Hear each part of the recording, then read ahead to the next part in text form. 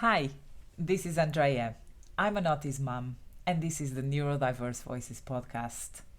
If you are listening for the first time, I'm here to be the voice of my daughter, other parents, professionals, and neurodiverse individuals through our own lived experiences. Today, I have a very special guest with me. She's the CEO and founder of Oxford Creators. She has her own podcast, Mom to Millionaire. I would like to introduce to you Veena. Hi, Veena. Hi, thank you so much for having me on as your first guest of this podcast. I'm so excited. You're most welcome. It's a pleasure to have you here, and thank you so much for accepting to be interviewed.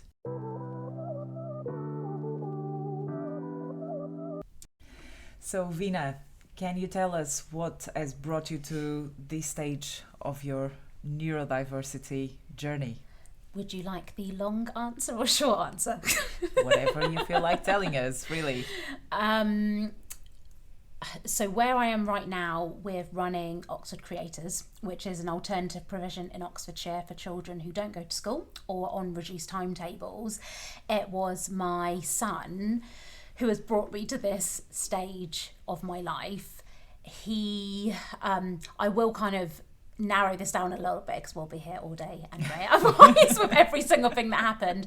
But I think, like most people that are listening to your podcast, we've all been on these really long, challenging, emotionally draining journeys to get to this point that we are. And for my son, it all started in secondary school, where his previous school weren't meeting his needs. There were a lot of exclusions, but it got to the point where one day they called me up and said, he can't come back to school. Now, I didn't really know what this meant. I said, "Oh, are you permanently excluding him?" This very calm tone. And they said, no, we're not excluding him. He just can't come into school anymore. Wow. So I went down.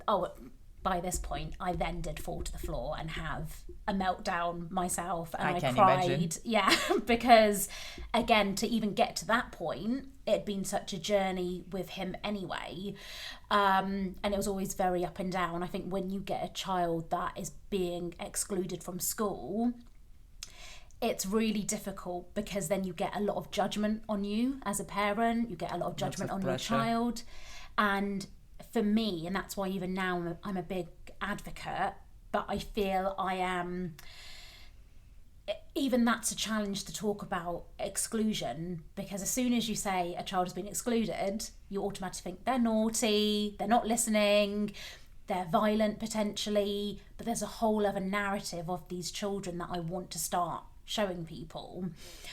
But yeah, when that happened to my son, I went down a massive rabbit hole, because naively I thought every child goes to school. Yeah. I didn't know. And I guess you felt guilty potentially for being a bad parent, because that's how the judgment comes. And the hardest thing was actually trying to explain to people. So when people were saying, "Oh, I don't see your son going to school anymore," or "What's your son doing?" It's so hard to explain to someone why your child is out of school, but it's not your choice. Yeah, it's the expectation within society that every child is in school, and I'm pretty sure that he would love to have him in school. However, the fact that the system doesn't seem to be inclusive doesn't really help, right? And it's even trying to explain to people that choice was taken away. Like, my son actually was crying himself because he wanted to go to school. I wanted him to go to school. We were seeing other children who had done, quote unquote, much worse things than him still in school. So it didn't make sense why they'd singled. So again, there's lots of injustice to his story, which I would love for my son to talk about one day himself. Because I think as a parent, I can talk about certain things, but some of the story, I believe, is for him to tell. Yeah, to have his own perspective. Yeah. So yeah, I found myself in this rabbit hole of just, even for Oxfordshire, realising that there's a very high percentage of children who don't go to school because of anxiety or undiagnosed ADHD or autism, or they've got additional needs. There's just so many different reasons why children aren't in school, and some of them are similar stories to like mine, where that choice is taken from you. So yeah, a very long journey to get to that point, but hopefully that gives you more of a background to why I'm doing what I'm doing. Yeah. And can you tell us a bit more about what you are doing exactly, and how did it happen? Did you just woke up one day and thought, okay, I'm going to create an alternative provision to help other children based on the experience I had with my own son? And what exactly do you do at Oxford Creators? That's a great question, because before I started the alternative provision, I didn't know what an alternative provision was. So when, again, I had quite a big fight with the school in terms of, well, you're not permanently excluded him, you still need to provide a full-time education. So that's when I found out about alternative provision, and they said, right, okay, we can put him in alternative provision. And I was like, well, what's that? And that's when my journey of learning about there's some children that go to these provisions across the UK, and what they do there is very different to school. It could be at a farm, it could be learning woodwork, just a lot more practical skills that they can learn there. But again, this is where more frustration came in, because a lot of the alternative provisions don't take children under 14. So my son was only, he must have been 11, I think, at the time. And again, as a parent, I was calling up all the alternative provisions, like trying to explain what had happened, and they just said, the referral has to come through the school, and also we can't take him because he's below 14. And then, like what you said, I don't know what happened, but I just thought, do you know what? I'm going to start my own alternative provision, and I wanted to plug the gaps, because I saw a lot of gaps as a parent. And I thought, well, this company aren't doing this, they're not doing that. So I was creating a dream provision that would take under 14s. And then I don't know what happened, I just went for it. I kind of just had this self-confidence and belief that I'm going to try and do this. And I think even now I am fueled by, I just want to make things incredible for these children. So I won't lie, it is very difficult on a daily basis and very challenging to run an alternative provision, but I'm fueled so much by the purpose of I've got to do this, because as a parent I know what maybe doesn't work, and I'm just dedicated to try and get things right for these, and they're really vulnerable children. They've already been through so much. That's very impressive and admirable.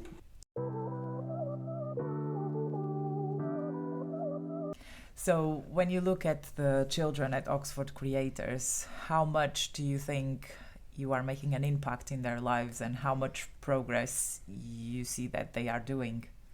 That we've got so many stories, and it's thanks to an amazing team, which actually includes yourself, Andrea, into that as well. Thank you. That they are, I'll tell you, I'll just give you one example. There was one girl who's still with us now, and she was selectively mute, so she would only actually talk to her mum, and she was coming for 1 hour a week with us, but she wouldn't look at me, she wouldn't really talk to me. And then I started communicating with her on a whiteboard, so I'd give her options of things to do, and she would point at it. She would never let me take pictures or videos of her, and at Oxford Creators were very visual, so we're very big on like, come on kids, let's make a TikTok and stuff like that. So that's how she started. She wouldn't want to leave her mum either. So me and her would sit in a room and the mum would be with us. And then there was the progress of, it didn't take that long. I think a few sessions, then her mum would sit in another room, but would leave the door open. And then a few more sessions, then we would close the door. And the mum, even at this point, couldn't believe that her daughter was able to be with another adult. And then we're at the stage now, and I think she's been with us maybe 7 months, maybe. We're at the stage now where we make videos, we take pictures, she talks to me about everything, including even like what boys she likes. It's that for me is, I think, one of our biggest successes, of where if you just show patience with a child, and so many of these children, I really believe they're very big on that instinct and gut, and they're very intuitive. So all the children that come to Oxford Creators, they know we're genuinely there for them and we genuinely want to help them. And I really feel that's why we're getting lots of success stories now, because the children do feel included and valued, and we are trying to never give up on a child. So we've had very challenging situations, but we will still find a way to help them, and we're just always coming up with solutions to try and help them and adapt support. And yeah, that's amazing. Yeah. That's really good to see that progress. Some people would probably argue that the mentoring, you just mentioned TikTok, for example, that when you compare it to a mainstream school or a specialist school, that probably that's not the way to go about learning, and that's not going to work out. But how do you feel that not having a national curriculum at Oxford Creators has a positive impact? And do you feel that maybe schools should actually take a bit more of this model? 100%. I think me and Andrea, we talk about this a lot, don't we? About the education system, and that it's so outdated. And even if you're a neurotypical child, they are also getting failed within the education system, because there's not enough practical elements, there's not enough learning about money. What is a savings account? I believe all kids, they should, some of their lessons should be, you go to a bank, you open up an account, even if you're getting £1 put in there, and you're learning about interest and how to save. And there's so much more to life, isn't there, than just sitting down at a desk reading about something in a book. That has its place, because we all need to study. I read a lot of books about business and special educational needs now, but that is interwoven with real life work experience. And I just think the whole education system needs to do that. And actually, you can use social media as a tool, or in my case, a negotiation tool. So, we might be doing some activities with a child, and it might not be the most exciting thing. It might be something about talking about their emotions or their feelings, some kind of therapeutic aspect. And I'll say, look, if we do this, this, and this, at the end of the session, we'll make a TikTok. So you can use it, and because they know we like doing things like that and they enjoy it, it's using it sometimes as a tool. A negotiation. Yeah. Negotiation. Which works very well with children, and that's really good.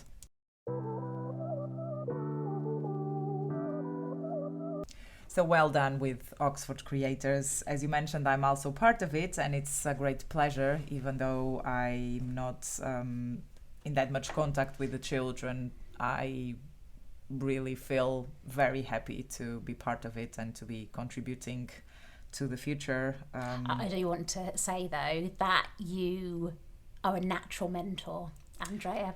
Once I think I can't remember what I was doing. Was I maybe talking to a parent? I was like, Andrea, can you just be with this kid? And you're such a natural with them. So I want to praise you for that. Thank you. Thank you. Yeah, maybe one day. Maybe that will be my future, actually. I have my own mentoring to do with my daughter, and that's my experience. But I guess it helps. And yes, it's really good to be with the children and to contribute to make them happy, and seeing their smiles in their faces while they are at Oxford Creators. It's really rewarding. But now going back to your hat as a mother, how do you feel about being a mother of a neurodiverse child? How do you feel about it? We know it's challenging, but I'm sure you learn a lot as well. At least I do, in my own experience. So tell us a bit more about you and your son. Yeah. To put it very bluntly, I have had moments where, so I really believe that our children choose us. So I've actually had this is going to sound so odd to some people, but I'll say it anyway. Me and my son have actually had conversations where I'll be like, why did you choose me?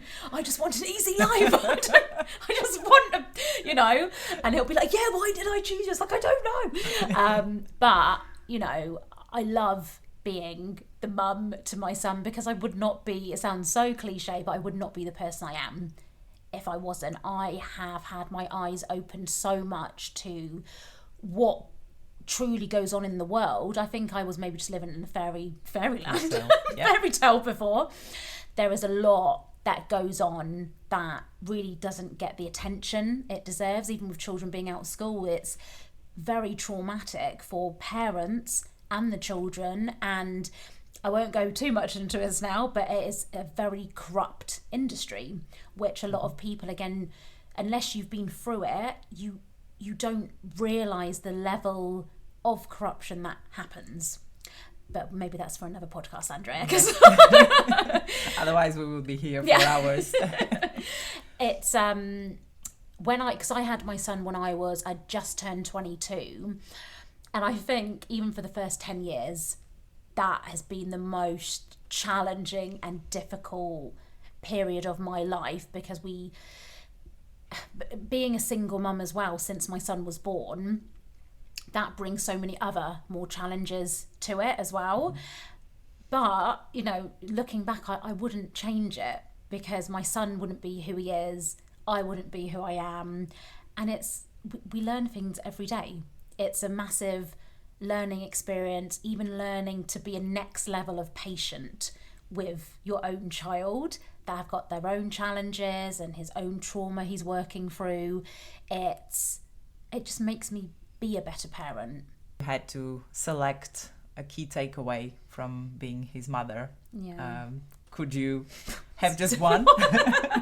Because I'm sure there is a massive list of lessons learned. I think a lot of the stuff is probably normal to us, but it's probably not normal to other people. I don't know if that makes any logical sense. To me, it does. I hope it makes sense to, and I'm sure it will make a lot of sense to other parents as well. Did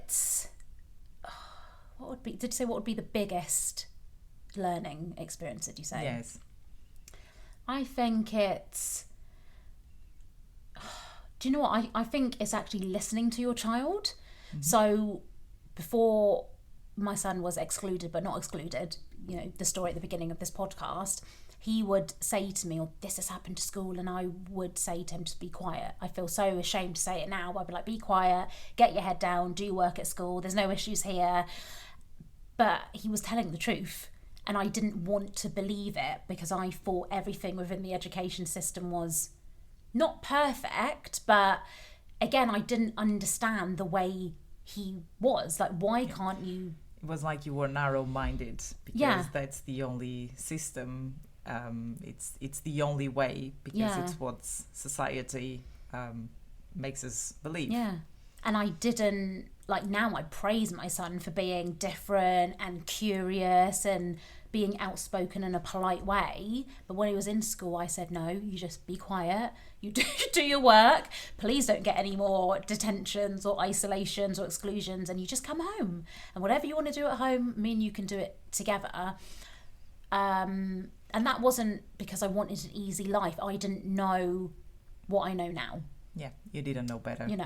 And I guess it's that shame feeling that we have without realizing. And as you said, being his mother and learning every day, it kind of expands your horizons, and isn't it the world a lot better? Yeah. With all of us being different and exactly having neurodiversity around.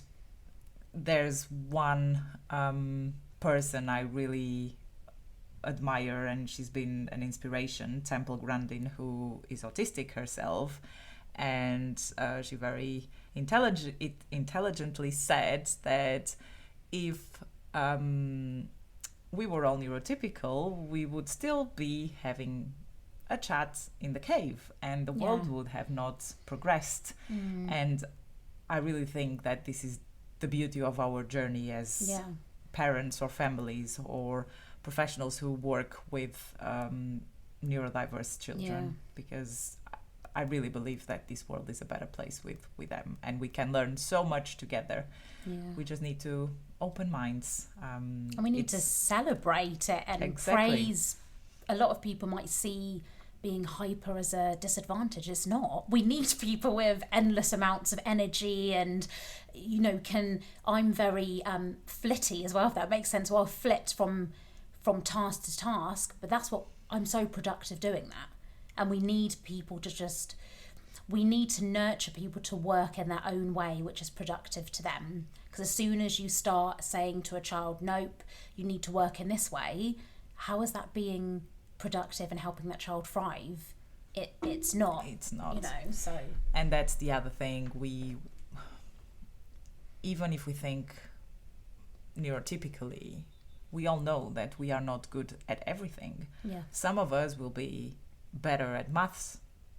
Others will be better at languages. For example, I was always rubbish with maths. But I learned languages very easily, and I loved it, and I loved grammar, and everyone was looking at me, how do you like grammar? That's you're not from this world. And everything, again, it's showing people that education isn't just being sat down. It's practical things. I mean, we do podcasting at Oxford Creators, and how much have you learned, Andrea, already from your podcast? It's, there's editing skills, time management, it's brainstorming interview questions, and all our kids that do the podcasting, they improve their communication skills. And we've had so much feedback from parents, and they said, we've never seen this side to our child before. And that's not to say the school aren't doing a good job, it's because they don't have access to these other subjects that we've called podcasting a subject. It's only if you would be in a media course, exactly, you would have access to that. And I think most importantly is to build up and boost your confidence. And I speak for myself. I am a confident person, but I still have a lot more to learn, and any experience that you can get with access to different things will just help you doing it. And seeing the positive impact on the children at Oxford Creators is a real proof of that. Really. Definitely.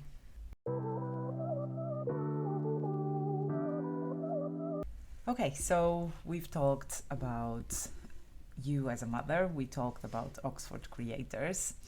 So now what I would like to know is, besides all of this, what else makes you yourself? What else defines you? Because you're not just your son's mother, and you're not just the founder and CEO of Oxford Creators. So who are you, Veena? Oh, yeah, that's a great question for you to ask every single mother. Who are we? I think we get put in this role as Timothy's mum, whatever it is, mum. And actually, a lot of the time, even now, I'm always referred to as X's mum or the CEO of Oxford Creators. So actually, who am I? I'm having a midlife crisis now. Saying that, I'm now, because my son's now getting older, I am now thinking, who actually am I? What do I enjoy doing? What do I want to do? And a big thing for me is that it sounds so simple to some people, but I went on holiday this year. Yay. And I haven't done that. Yes, I had some time off. And actually for me, I was like, oh my God, like that is me. Like I love exploring and finding out new things and learning about different cultures. And now even on TikTok, I watch so many people that are like traveling to Thailand and Bali. But that's something that I want to bring in now to my life, is actually switching off from lots of things and going away. And again, just understanding more about what I actually enjoy doing. And I've got into boxing recently as well, which I'm absolutely loving. And that's probably one of the only things in my life at the moment that is for me. Yeah, that's the only time where I'm, because I never realised this until I started boxing, but boxing is so technical that you have to focus all of your mind on the moves or you will get hit. So that's the only time when I don't think about my son. I don't think about work. I don't think about other challenges I might have. I'm just focused on what I'm doing and boxing. Yeah, and that actually takes us to one of the goals you set up for yourself in 2024. Oh, no. Can you tell us what it is? I have no idea, again, why I've set this goal, because I've never been in a fight. I've never punched someone. I've never been punched in my face. But I have set myself a goal to do a white collar boxing fight in a ring. Wow. Against someone else. And do we know when that's going to happen? That will be in November. I set it for myself in January, and I'm very scared now. Before I was just going along with it. I was like, yeah, but now I've realised. But that's part of the process, isn't it? I guess you're feeling scared now, but then eventually you will not be scared. I will definitely. It's going to be a great experience. Yeah, I am definitely going to do it, but I am petrified. But again, it's just something that's so out my comfort zone and so different. I want to be doing more things like that. Yeah, and that's the way to do it. Otherwise, I normally say, we don't want to die stupid. So why not set up a goal to go and have a fight? Yeah. Yes. But in a safe way, in a boxing ring. Yeah, exactly. So that's, I'm looking for, but again, it's motivated myself to set myself a goal every year like that. That's something completely bizarre and something that's not within my psyche. Because now, I think when I was going boxing at the beginning or working out, for me, I'm a person that needs some kind of goal. There needs to be something attached to it. I will still go and do what I need to do, but I don't know, I just get so much more motivated when there's when there is an end goal. Yeah, so for me, I'm like, now I go boxing 3 times a week, which I never thought I would ever do. But it's because I'm so focused now on not getting punched in my face. Yeah, and hopefully you won't. We want to keep that pretty face of yours. And we hope to hear all about it. Hopefully we'll have you soon again here. And good luck with your fight.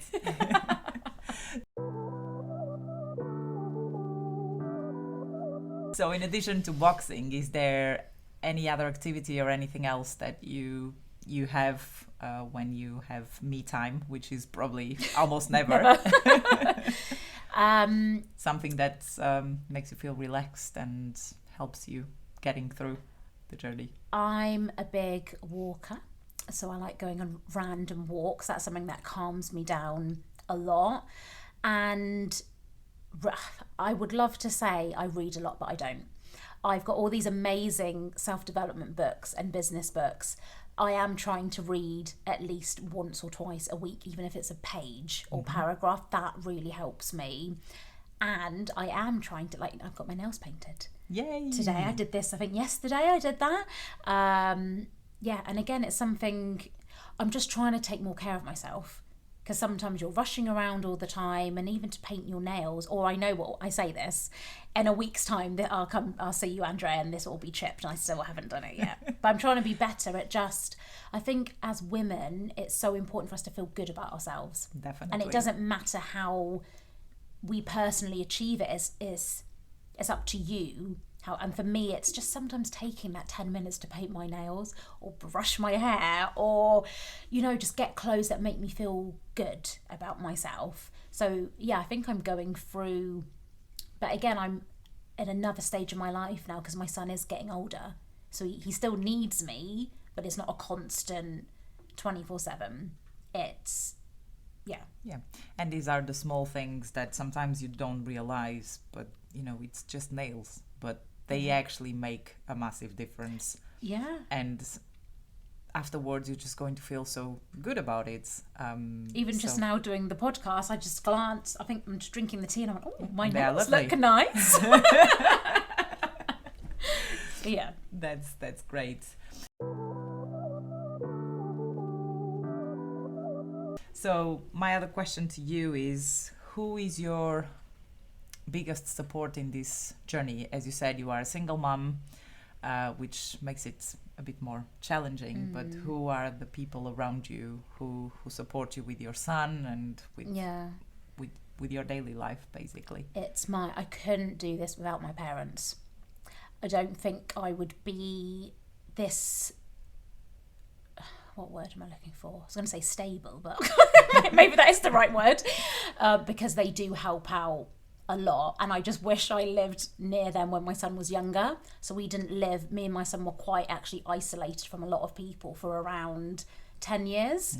But a few years ago I made a decision to move from where we were, and we live near my parents now, which has made such a massive difference, because sometimes even if I just want an hour to go and do something, I know my parents are around the corner and they can come. It's not that far from where we live. So yeah, I think they've both been not only a massive support but a massive inspiration to me as well, in terms of they don't run their own business or anything. They both worked in the NHS in mental health for combined, it's a long time, like 60 years together. Wow. Maybe more than that. They've worked in the NHS. They are a massive inspiration to me in the sense of they're just really kind people. They're really empathetic. They, look after others. They're very grateful for, if the sun shines. They're so grateful. Yeah. They're so grateful if I go and take them a bar of chocolate. Just really little things. But that's been instilled within me. And it's also now being instilled in my son, where he'll get, so overly happy if you give him one little chocolate coin. It's about the small gestures, and we definitely need more people like that in this world, because they truly make the difference. And yeah, the sunshine is so important, and I'm very glad that you came here to be closer to your parents, because otherwise we wouldn't have met. That's and so Oxford true. Creators would not be it wouldn't be here in place. Might have been Bournemouth Creators or somewhere else. So thank you, Veena's parents, for making living a in come Oxfordshire. to Oxfordshire. We are very much appreciated to you.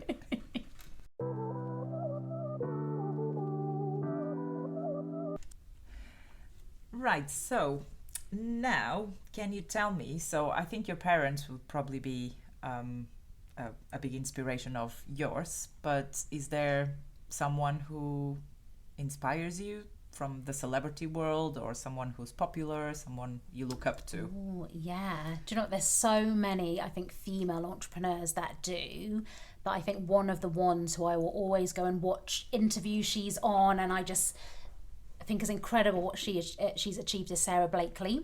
So she is the founder of a brand called Spanx, and she started her company again with no experience in business. It's a very inspirational story of, again, she, lots of rejection for her. She's went into an industry that's dominated by men, and she has, I think she's a billionaire now, but she's got a very good culture within her company and work ethic. And one of the things I love about her is that her dad actually would set her down as a child and say, what mistakes have you made?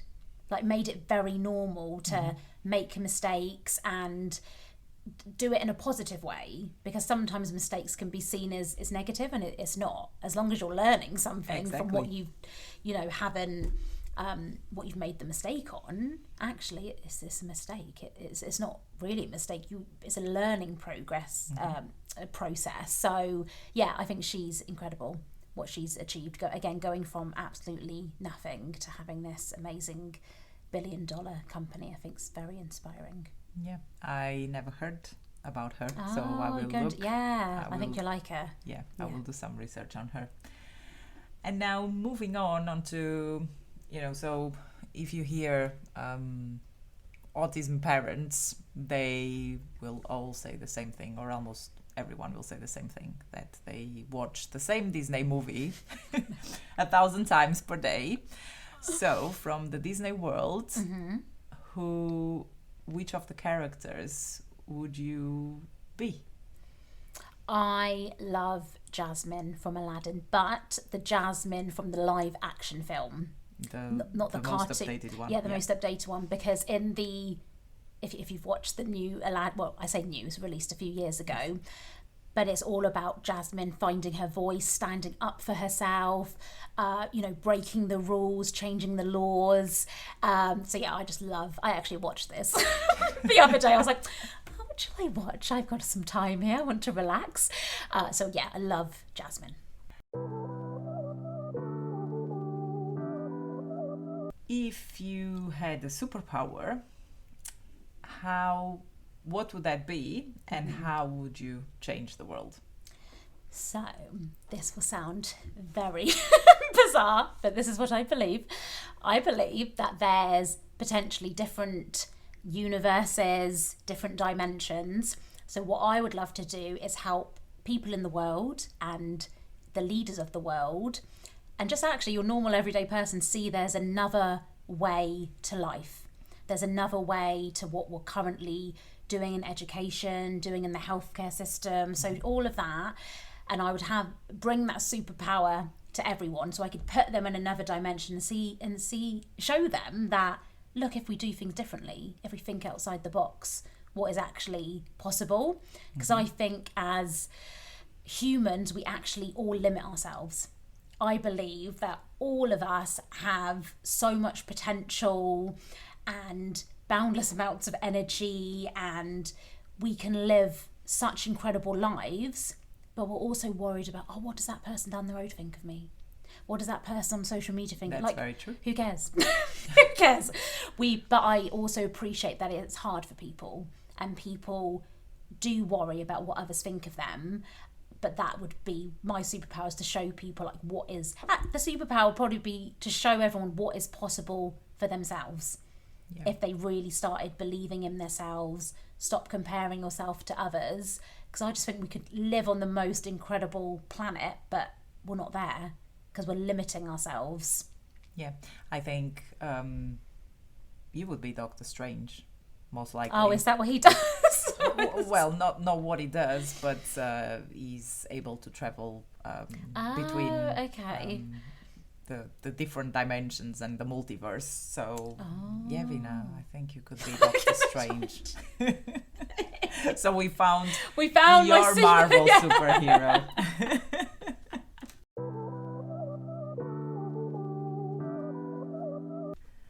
And what are your hopes for the future? To win my boxing fight. Very important. Key priority. Oh goodness, I have got so many hopes. A personal thing is to just live a happy and fulfilled life on purpose, which I've started to do now. So as to continue doing that, provide the best quality service to students at Oxford Creators. But I really want to develop our parent division as well, so they have proper support in place for them, which again we've started to do.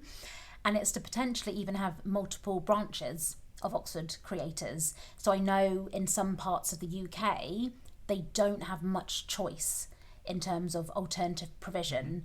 So even though it's not obviously seen as a good thing to have children in alternative provision, actually in Oxfordshire there's lots of different ones, and I'm not sure if other places in the country have the same amount to choose from.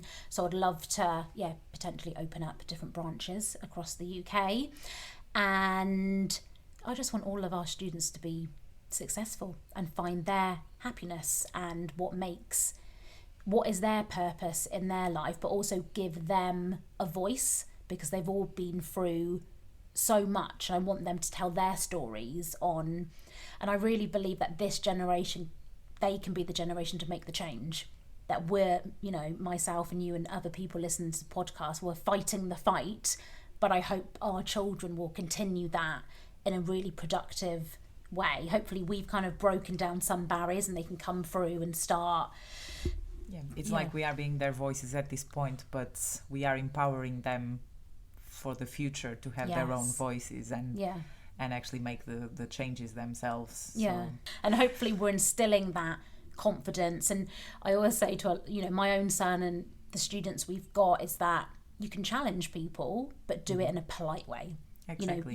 You can be kind and use your voice at the same time. So hopefully that's being built into some of them as well. And diplomacy is very important. Yeah. At least that's something I I live for, and I really think if we apply diplomacy in everything we do, we can get further with our endeavors.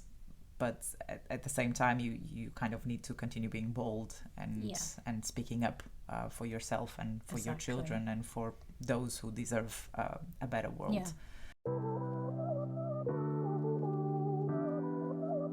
And what message would you like to leave to other families who might be on the same journey, on a similar journey? Because every journey is unique and it's going to be different. Yeah, I would say get knowledgeable, because when I first got into this, kids out of school and trying to get support, there was a lot of terminology I didn't understand. I wasn't really connected with other parents that were going through the same thing. So I'd say find a very supportive network, get knowledgeable, keep fighting. That's so many times I'm like, I'm not going to fight anymore. I don't have any energy for this. But I would say you've got to keep fighting for your child, because they deserve that support. This isn't, we're not fighting for something magical. It's actually support they're already entitled to get. But at the same time, I would also ask families to be open-minded and think outside the box. This is a big thing, but if I was to have another child, which is very unlikely, for my own reasons, I think I've been through too much to have another one. But if I was, I actually don't think I would put them in school, because I think I've seen too much now, and even a lot of good teachers are leaving schools and the education system. I would just look at and we've talked about this a lot today, but I would just view education as this very holistic, and I would probably just take them around the world, learning about different cultures, helping them maybe start their own business, even if they were 10, whatever age. And I would do things a lot differently now. So I would just ask people, and this is not for everyone, by the way, but I would ask people to just think outside the box, and anything is possible. Just because a school or the local authority say no, it doesn't mean that it's not possible. Like, some parents now are getting into flexi schooling, where they will ask the school, can my child go in for 2 days a week, and 3 days a week they can be homeschooled or go to alternative provision. There's a lot of flexibility missing. But thinking about what you just said in terms of having another child and not putting them in school, but what about if the system would actually change? What about if the system would be more inclusive and more flexible? Would you still... I think there would need to be a massive change. And unfortunately, me and you, Andrea, may not be here by the time that happens. But I would definitely... For me, though, now, especially because I'm now wanting to go travelling and just going to different countries, again, the whole system would need to change, where maybe there's more opportunities to go on holidays, and it's not seen as a bad thing. Right now, you can be fined for taking your child out, but actually, again, it just needs a whole culture shift. Because when I took my son away this year, I think he learned more in 1 week than he's done in 4 or 5 years of school.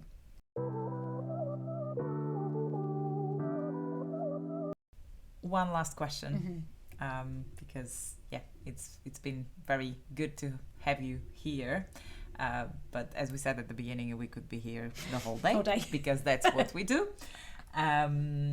If your heart had a voice, what would it tell us? Oh, if my heart had a voice, it would probably be to follow your heart. Because a lot of the time, even now, I feel I'm not reaching my full potential, because even though I come across as very confident and extroverted, a lot of the time I'm like, oh no, I can't say this, I can't do that. But I think it's to let everyone know that follow your heart. A lot of the time, again, we're living in this logical world, but there is so much that we can all achieve if we just followed what our heart truly says. And I don't think enough of us follow exactly what it said. says. So yeah. And it's just, I think my last message actually would be is do that thing you want to do. Like, don't follow wait. Your heart. Follow your heart. So many people message me saying like, they want to start their own alternative provision or they want to start their own business. And I'm like, well, just do it. That's my advice, is just do it, because really, but go to that root cause. Why are you stumbling to do something? And actually, is it what other people will say?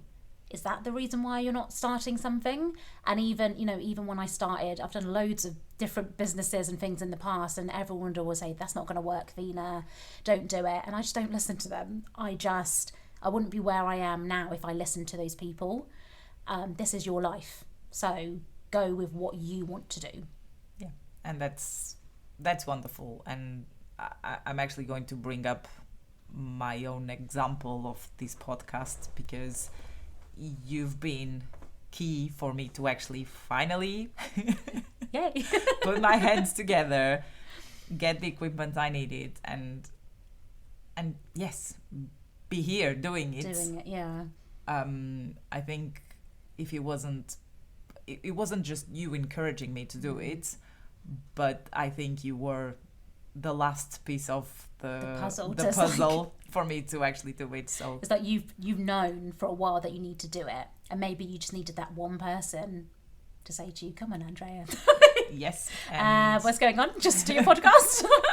Just give me that final push to do it. And what are you waiting for? Exactly. But I also believe that it's happening at the right time. Yeah.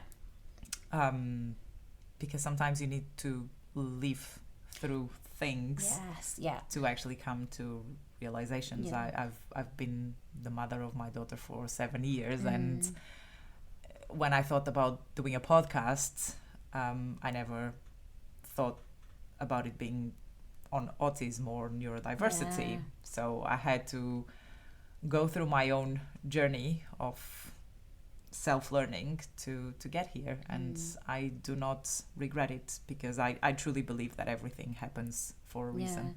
And this is a great example actually as well of following your purpose. Yes. Because you were going to do this podcast, I remember you talking about this months ago, and it's going to be about interviewing small businesses or local businesses. So actually you've always had that idea of what you want to do, and you're right, you had to go through this journey, the timeline, and now the timeline is right. So you're still doing the podcast, but you're doing it all about neurodiversity now, which I truly believe is your purpose, to raise awareness about this. So, yeah. So thank you so much for that. Well, thank you for having me as your first ever guest.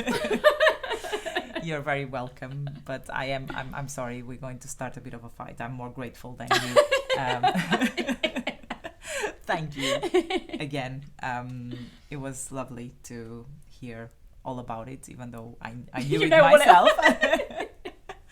But now we can share it with the rest of the world, and help people not feeling so lonely, and understand that we are here. Yeah. Thank you. Thank you. Thank you for listening to the Neurodiverse Voices podcast.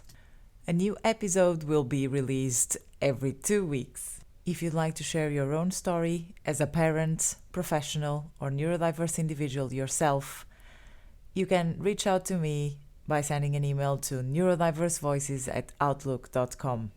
I look forward to hearing from you. And remember, I believe in the good things coming, and you should too.